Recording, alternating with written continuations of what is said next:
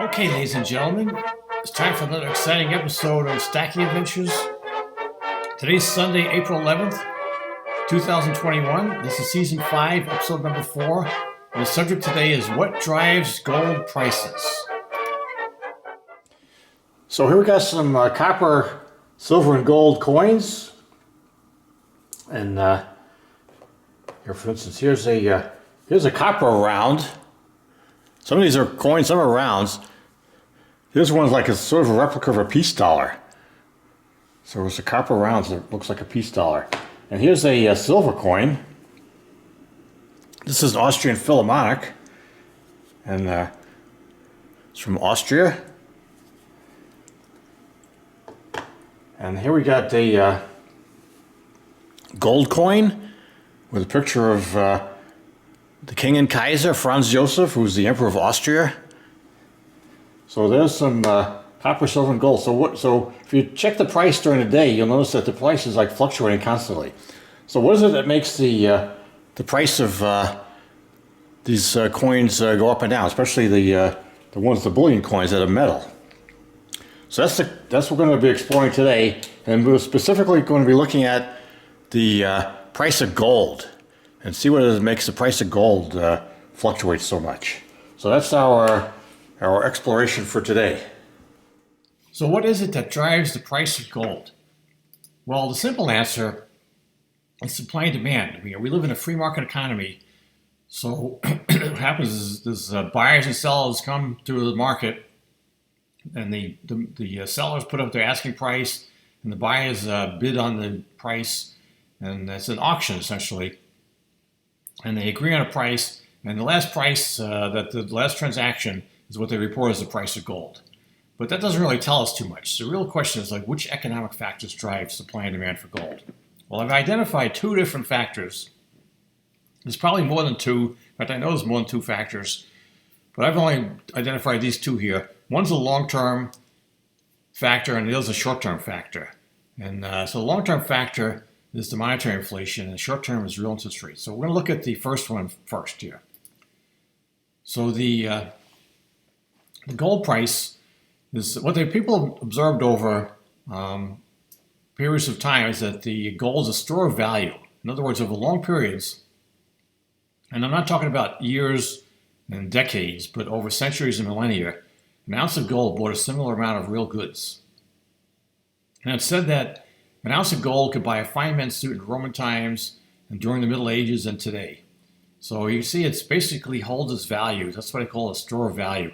It doesn't actually, grow. It doesn't gain value, but it doesn't lose any value over really long periods.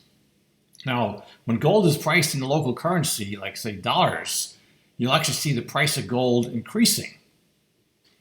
And they call this the money illusion. It looks like that gold is becoming more valuable every year. Every decade, it's higher than it was before. But it's called a money illusion because it's not real. It's actually, the gold price is pretty much, the gold value is staying constant. It's really that the price is going up because the money that it's being priced in is losing value because the currency is being debased. Now the second factor is the short-term factor, is real interest rates. So now you may say, we know what interest rates are, right? If you lend money to somebody, you get interest. Like, for instance, if you buy a government bond that's paying 7% interest, you'll earn 7%. Well, what's real interest rates? Well, real interest rates is after inflation. And so, for instance, if a government bond pays you 7% over 10 years, but there's 3% inflation per year over those 10 years, your real interest rate was really only 4%. You can subtract off the inflation, and that's approximately the correct answer. And that's what real interest rates are. Well, it turns out that the gold price varies inversely with real interest rates. And the higher the real rates are, the lower the gold price. And the lower the real rate is, the higher the gold price. So I just want to show this. So what I've done is I've downloaded data from FRED, which is the Federal Reserve Economic Data website. It's maintained by the St. Louis Fed. And I found two time series. One is called DFI 30, which is 30-year tips, and the other is the London Bullion Market Association afternoon price, the PM price. And I'll just show you those two time series here. Here's the interest rate. This is a 30-year real interest rate, the Treasury Inflation Protected Security. And you notice it was between about, this goes back to 2016 to 2021. You notice it was between about 0.5% and 1% for quite a few years, 2016, 17, 18. At the end of 2018, it jumped up a little bit to over 1%. But then at the end of 2018, it started falling, and it fell all through 2018 and the rest of 2018, 2019, all the way to 2020. And that's when all hell broke loose with the economic crisis, the pandemic and everything. And actually, the interest rates went negative. They spiked up for like a couple of days, and they went negative and stayed negative through 2020, all the way to 2021. And now they've jumped up about a month ago. The other data series, time series, is the price. So here's the gold price going back to 2016. And you can see this actually was pretty stable. It was somewhere around like $1,300 an ounce. So between $1,200 and $1,400 all through 2016, 17, 18, and 19. And then it started rising at the end of 2019, and it peaked at 2020. Well, what I want to do is I want to just show you that how correlated are these interest rate and gold prices. So what I did was I plotted here both of them on the same chart, and the red line is the gold price, and the blue line is the interest rate. And you can see that they're somewhat mirror images of one another. It's not exact. You don't get every little wiggle in the lines, but it's kind of like when the interest rate goes down, you see the gold price goes up. When the interest rate kind of stays flat, the gold price doesn't move around too much. When the interest rate falls, the gold price will rise, and when the interest rate rises, the gold price falls. So, what I did was I then plotted here the gold price versus the 30-year TIPS yield. And so the x-axis here is the interest rate, the real interest rate, and the y-axis is the gold price. You can see that's a downward sloping line. So as you go to the right, that's interest rates are increasing and gold is falling. And as you go to the left, interest rates are falling and gold price is rising.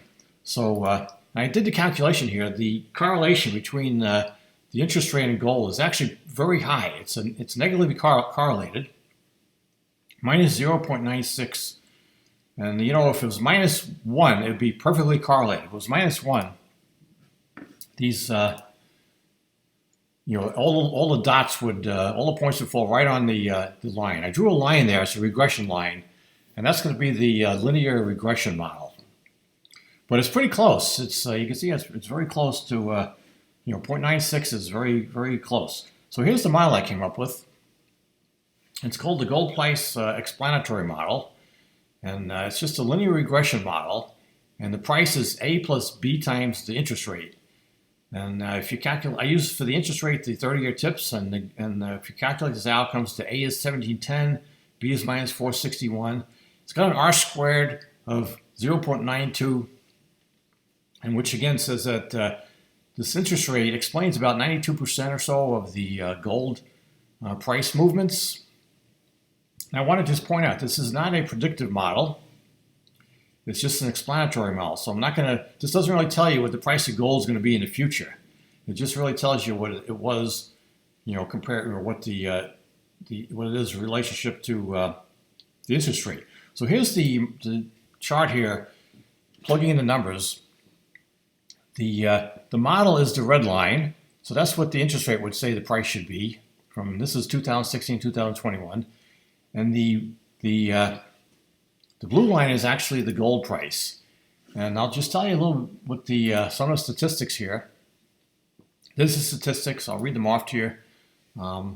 The error term, the error bars, the worst case error was plus or minus 12.5%, which is a pretty big error, but it's pretty close. The mean error was 0.2, so it's an unbiased estimate. And the standard deviation was 4.8%, which implies that 68%, or about 2/3, are within plus or minus 5%, and 95% are within plus or minus 10%. So, for instance, if the gold price according to the model, says it should be $1,700. 10% of $1,700 is about $170. That means that, the actual gold price is usually within, 95% of the time would have been like from 1530 to 1870. It's a pretty wide range, but it's a pretty good model, I think. So I'm just going to summarize here. Here's some takeaways. The first is that the gold is a store of value over the long term. It doesn't gain value and doesn't lose value. It kind of keeps, more or less constant value. And however, you'll find that as the gold price will go up as the currency gets debased.